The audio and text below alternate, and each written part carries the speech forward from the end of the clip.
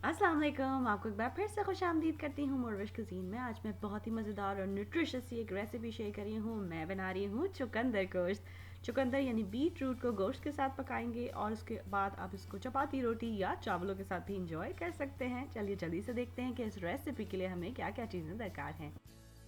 तो बिस्मिल्लाह पढ़ के शुरू करते हैं। सबसे पहले पैन में मैं डाल रही हूँ तेल। आपको मालूम है कि मैं तेल कम से कम इस्तेमाल करती हूँ। फिर इसके अंदर स्लाइस करी हुई प्याज डाल रही हूँ।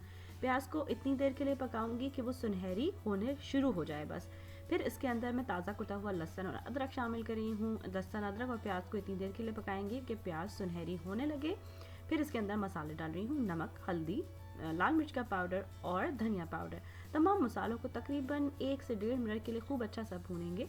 फिर इसके अंदर अब मैं शामिल करूंगी टमाटर। आँच हमारी इस वक्त मीडियम से तेज़ के दरमियान है। टमाटर को थोड़ा सा भुनने के बाद इसके अंदर मैं थोड़ा सा पानी शामिल करूंगी ताकि जो हमारे मसाले हैं वो जले नहीं। अब ढककर हम इसको भुनने के लिए छोड़ देंगे। बीच बीच में आप इसको चमचा चलाते रहिए और चेक करते रहिए। लेकिन हमेशा मैं अपने टिप ये शेयर करती हूँ कि जितना अच्छा मसाला भुना होगा उतना ही अच्छा आपका सालन तैयार होगा। मसाला जब भुन जाए, तेल ऊपर आ जाए तो गोश्त शामिल करी हूँ। आँच को इस वक्त अगेन मीडियम करूँगी और गोश्त को इतनी देर के लिए भूनूंगी कि उसका कलर चेंज हो जाए। अब आप चाहें तो पानी डालिए, मगर पानी बिल्कुल आखिर में ही डाला जाता है। मैंने ढककर गोश्त को गलने के लिए छोड़ दिया है।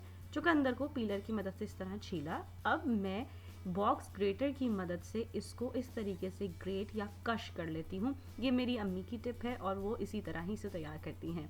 गोश्त इतनी देर में देखिए कि इस वक्त गोश्त ने पानी छोड़ दिया है और मैंने इसके अंदर कोई पानी इस्तेमाल नहीं किया था। गोश्त ऑलमोस्ट आधा गल चुका है। इसके अंदर अब मैं जो ग्रेटेड चुकंदर है वो डाल रही हूँ और साथ में मैं इसके अंदर थोड़ा सा कटा हुआ पालक डाल रही हूँ। चुकंदर गोश्त में पालक जो है वो उसके अर्थी टेस्ट को सबसाइड करने के लिए डाला जाता है। तब पालक और चुकंदर को अच्छे से मिक्स करके अब ढक के इतनी देर के लिए पकाएंगे कि चुकंदर भी गल जाए और गोश्त भी कम्प्लीटली गल जाए।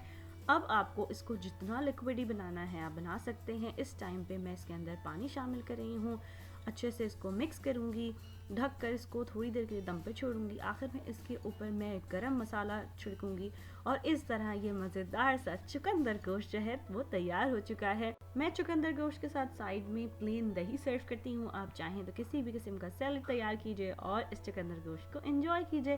और अगर इस रेसिपी को अपने पास ट्राई करें तो मुझे ज़रूर बताइए कि ये आपके पास कैसी बनी। कुछ और सीखना चाहते हैं तो वो भी ज़रूर बताइए। मेरी रेसिपीज़ को पसंद करने का और उनको सराहने का बहुत शुक्रिया। अल्लाह हाफिज़।